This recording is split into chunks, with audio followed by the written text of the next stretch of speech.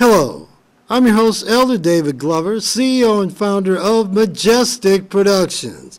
My mission statement is helping people help themselves to reach their potential.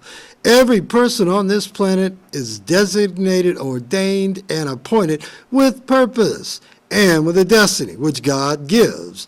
But you've got to know what it is. You've got to be willing to pursue it. You've got to be willing to do what it takes to achieve it and go through adversity, go through different situations to reach the destiny that is ordained for you.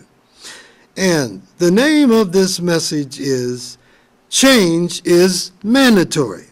Now, this program is brought to you by BCN Network, located 2724 North 24th Street, here in Omaha, Nebraska. Now, change. 1, to make or become different, altered. 2, to replace with another. 3, to give or receive an equivalent sum in the notes or coins of smaller denomination or of another currency. 4, to put on fresh clothes or covering on. 5, to put on different clothes. 6, exchange is 3D sing of B. Mandatory, containing or constituting a command obligatory of or relating to a League of Nations mandate. As the title of my message states, change is mandatory. It is one of the most important things in life. Change has to be done in order to live to the fullest, to become all that you can be. You can't stay the same. If you do, you'll begin to hate yourself, feel down and out, and always doubt yourself because you're not changing. You always doubt your ability, that you may not be able to quite make it. You might not have enough in you to do it. That's why you got to change, so you don't have to deal with that. You see, viewing audience, when you begin to change for the better, you begin to feel confident about yourself. You begin to know who you are, and you realize who you belong to, the Father God. You become selfless instead of selfish. You begin to understand the meaning of service is your rent to occupy space on the planet. So if you're serving, you're paying your rent to be here. You're qualified to be here. You stop letting stinking, thinking, toxic speaking people that are speaking poisonous and negative words to you. You begin to walk in your destiny and allow your greatness to manifest. You know who you are and you know where you're going. You begin to see yourself as God sees you. Now, Deuteronomy 31, verse 6. Be strong and of a good courage. Fear not, nor be afraid of them, for the Lord thy God, he it is that doeth go with thee.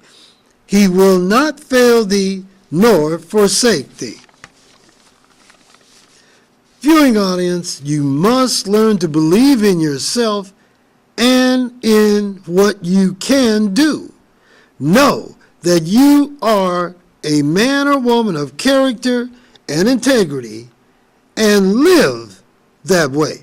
See, once you know who you are, you'll always do what you should do because you realize your position on the planet and you begin to work at that to achieve what you are to achieve.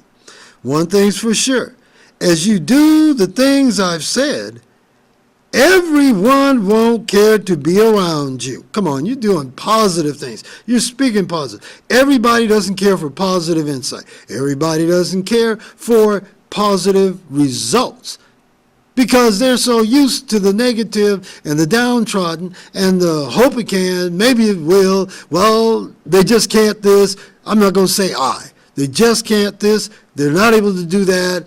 It doesn't work. That's because of what they say. What comes out of their mouth, that's what they get.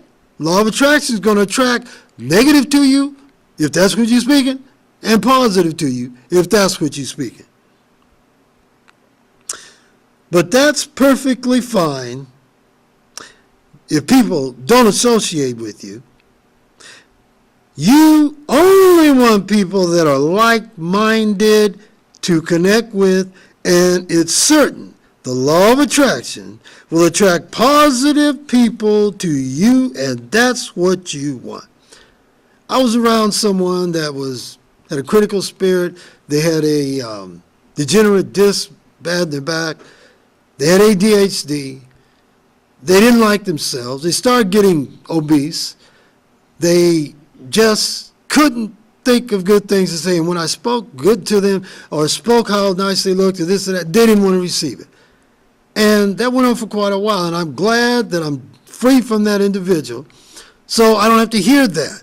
At times you get text, and it would be 5 or 6 minutes of messed up texts that happened 8-9 months ago. I got time for that. And I thank God I'm free from that mess, because that is mess. People like that may die in their stuff because they're not willing to change. They're not willing to come out.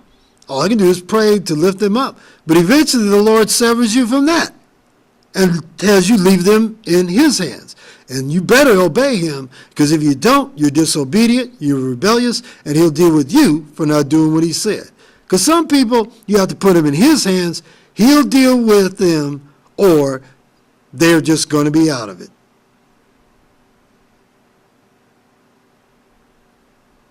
You see, that's why it's mandatory to read self-improvement books that give you a positive self-image. Remember, you are what you think you are.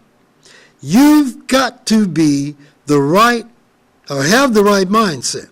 And see, one thing's for certain, as I've said so many times, the law of attraction will attract positive people to you, and that's what you want to be around you. They're going to give you positive insight. They're going to encourage you, speak into your life, be a blessing to you, asset to you. Nothing negative is going to come about because they're on the same wavelength as you. Be all that you can be, and be strong and of good courage. And also be strong and focused, never giving in nor giving up. You are who you think you are.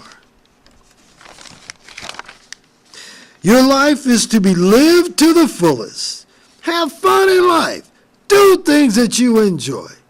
Cut loose, sever. Cut the embryo cord from people that'll always, like James Brown used to say, like a dull knife, just ain't cutting. Talking loud and saying nothing.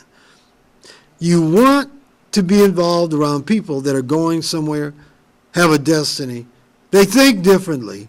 They're not negative. They don't come at you with a bunch of mess, garbage, toxic garbage. That can kill you and destroy your body. Never allow mediocrity and conformity to get a foothold in your mind. Realize, viewing audience, it all starts with you. You're the master of your game plan. You're the one that has to do it. You're the one that's got to make decisions, get up off your behind, get busy, boot up, suit up, clean up, go forth and do what is necessary to accomplish your destiny. Become your own best friend, not your own worst enemy. And that means you're always criticizing yourself. You're always putting yourself down. You're always telling yourself you can't make it. It'll never work. It'll never happen. It happens for everybody but me. Well, if you're saying that all the time, the universe is going to bring stuff to you that will cause that, because you're acknowledging that. You're inviting calamity to happen. And now there was a famous woman, sharpshooter named Calamity Jane, but she was never in calamities. She was excellent as a marksman and famous. People know about her even now. And she became very wealthy. It just happened to be her name. But she was a positive woman that had an excellent skill. And you have an excellent skill in you. It's up to you to find it, define it, refine it, and get busy at it. Be the man or woman that you are called, that God has ordained you to be. Now, Ephesians 2:10 For we are his workmanship, created in Christ Jesus, unto good works, which God hath before ordained that we should walk in them. Be a trailblazer, pioneer, trendsetter. Stay focused and committed, always moving forward. Stay connected with God, the Father of the universe. Abound in your greatness. Now's the time. Today is the day. Believe that you will and can make it through any situation that you face. Remember, a moving target is hard to hit. Always speak words of life and faith, for the law of attraction will attract positive to you if that's what you're saying. And it will attract negativity to you if that's always what you're speaking. You see, the more you discipline yourself for positive intervention, things will come together on your behalf. Now realize, this all takes work, time, and effort, but it's all well worth it. When you reap what you sow in your mind, you are the master of your game plan. As you progress and proceed further and don't quit, I'll see you at the top. Because really, viewing audience, you have nowhere else to go. You are someone that is to be reckoned with, and God has some great plans for you. I've said it before and I'll say it again. Many of you out there, God looks at you more important than you do of yourself. It's not to think that you are all that in a bag of chips, because it's stupid, ridiculous, and prideful. But you do have self-worth. You are to feel good about yourself. And you are to be a man or woman to be reckoned with. Now, this is a treat that I have for the viewing audience. I have a little time. And I'm going to share another book that I've been reading. And it's called The Science of Being Great by Wallace D. Wattles. Now check it out, viewing audience. It was published in 1911. This is a phenomenal book. Any person may become great. There is a principle of power in every person by the intelligence used and direction of this principle. Man can develop his own mental faculties. It's your mind, of course you can. Man has an inherent power by which he may grow in whatsoever direction he pleases, and there does not appear to be any limit to the possibilities of his growth. Now, one thing I like about this book, in the beginning chapters, it talks about God in the first place. God is the one that gives people greatness. God is the one that developed and created the entire universe. So he's putting God where he belongs and giving him praise. No man has yet become so great in any faculty, but it is possible for someone else to become greater. That means that that person's willing to get down. That person's willing to study to show himself approved. So you learn and become great by reading books that help you get insight to what to do, how to do it, and to apply yourself. See, by reading these books, my mind has taken on a higher conscious level way of thinking.